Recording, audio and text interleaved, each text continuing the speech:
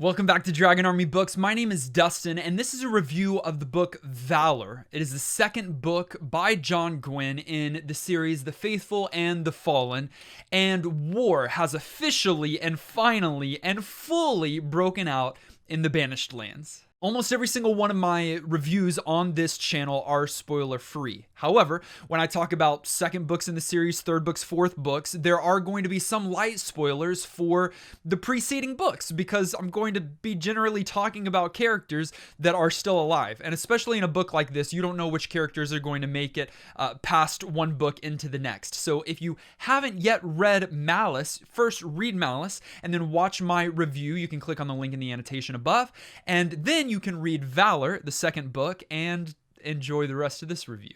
Valour picks up mere moments after the conclusion of Malice. Young Corbin and his cadre are fleeing from their now conquered homeland as true war breaks out in the Banished Lands. In this book, relationships are tested. Some withstand the onslaught of pressure, while others crack under both the external and internal strain that is placed upon them. Many lives are lost, others are spared, and finally, the full identities of the Bright Star and the Black Sun are revealed. There's a lot of traveling going on in this book. Malice had some traveling, but a few of the POVs were kind of stationed in one general vicinity, one general location.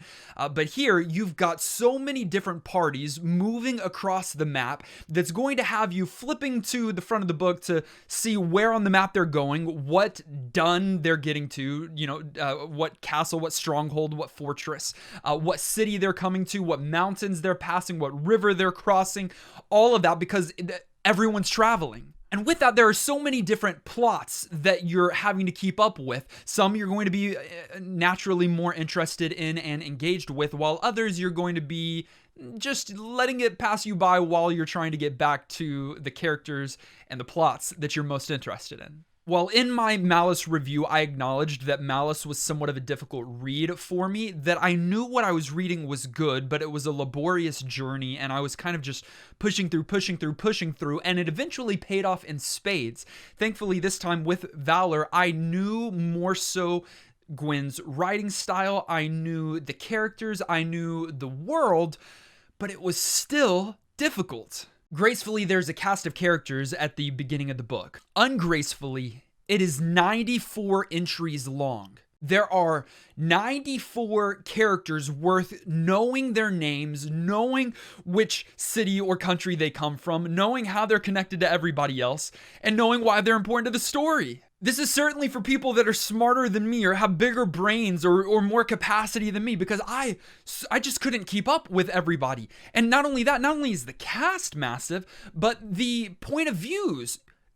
There's at least a dozen POVs in Valour. That's like 3 times too many for me. I prefer a smaller cast, or you can have a large cast, but at least zoom us in, narrow us in on just a handful of characters.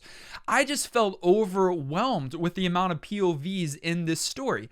That being said, the character work here is immaculate. You're going to hear me kind of talking out of both sides of my mouth, going back and forth in between this because it's how I felt.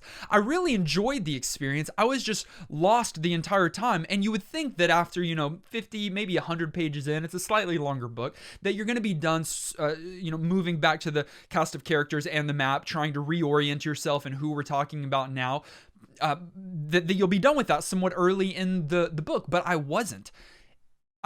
All the way to the final chapters, I was looking towards the front of the book to just remind myself who it is we're talking about, who's just coming around. And without all of those puzzle pieces falling in place in your mind already and automatically, you're going to be like me and miss some of the reveals or big moments or emotional, experiences. You're going to miss some of that because you're so concerned with trying to get it all right.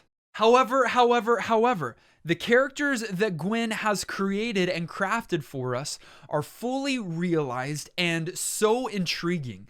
Of course, young Corbin, who's kind of the primary protagonist, I would say, and his young pet Wolven, Storm, that relationship and that character is a lot of fun. But I have really grown to love Veritas and Corlin, a new character in this story, and certainly Camlin. Camlin has been the character that I kind of found an affection for late in Malice, and that just grew exponentially here in Valour. And I feel like that's what Gwynne is really focusing on here. He's great at world building. There's a lot of world building going on. He's great at kind of using these various cultures. It is a Celtic inspired fantasy, but there are various other cultures that come into play here. And I'm no expert in any of that, but it is interesting to note that Gwynne is really focused on his character work, and more than just his character work, but the interpersonal relationships between his characters.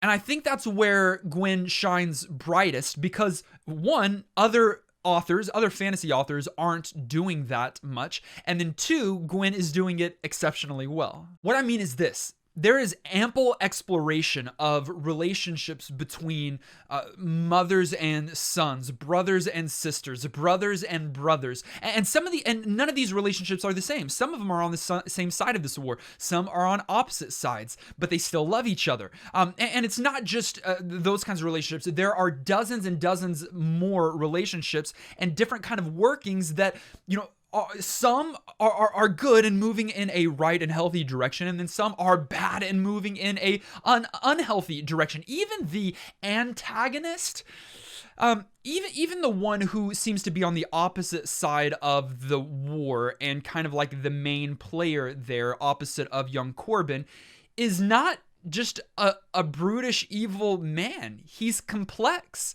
and he... even in the final chapters, he is wondering, it seems as though he's wondering if he's on the right side of all of this, and if the decisions that he's made and the actions that he's taken are even all going to be worth it in the end. And while I feel the plotting is somewhat slow in this series in general, the last 20 to 25 chapters of this book I read in one sitting. The chess pieces had been placed so perfectly that the final 20 to 25 chapters was just this avalanche of events, bloody battles, large and small, internal and external. There was so much going on and so intriguing that it makes the read worth it. When I finished Malice, I was like, I'll probably read Valour at some point, but it won't be an immediate top to the TBR. So I took a month, maybe 2 months, and here I am having completed Valour. Well, even though it took some time, I'm immediately going to get into Ruin. I believe that is the next one. And then Wrath is the final one. I've heard that Ruin is going to ruin me, that it is going to rip my heart out and stomp on it. Here's the thing. I don't tend to get fully emotionally engrossed in the books that I'm reading, in the series that I'm reading. I would love to, but it doesn't always happen. However, I'm game. If you want me to weep uncontrollably, do it. But don't do it in a cheap way. Don't just kill a pet companion and be like, you should cry about this. And I know Gwynne won't. He will set things up in a spectacular way so that I feel real things when they transpire. While The Faithful and the Fallen isn't my favorite particular subset of fantasy literature, it is still excellently written, excellently told, so much fun and so intriguing. I'm so excited to read more. I gave Valour 4.5 stars, which lined up with Malice. I liked them about equal. That's why they get the same rating. And they're almost there for me. I just need a little bit more fast pace and a little bit less characters to keep up with. What did you think of Valour? Please let me know in the comments down below. And in particular, I would love to know who your favorite character to date is. All right, so to date of like after Valour. Don't spoil the next 2 books. But after reading Valour, which character do you like most? Let me know in the comments down below. And as always, thank you so much for taking the time to watch and like this video. If you haven't yet, click subscribe, join the Dragon Army, and we'll see you in the next one.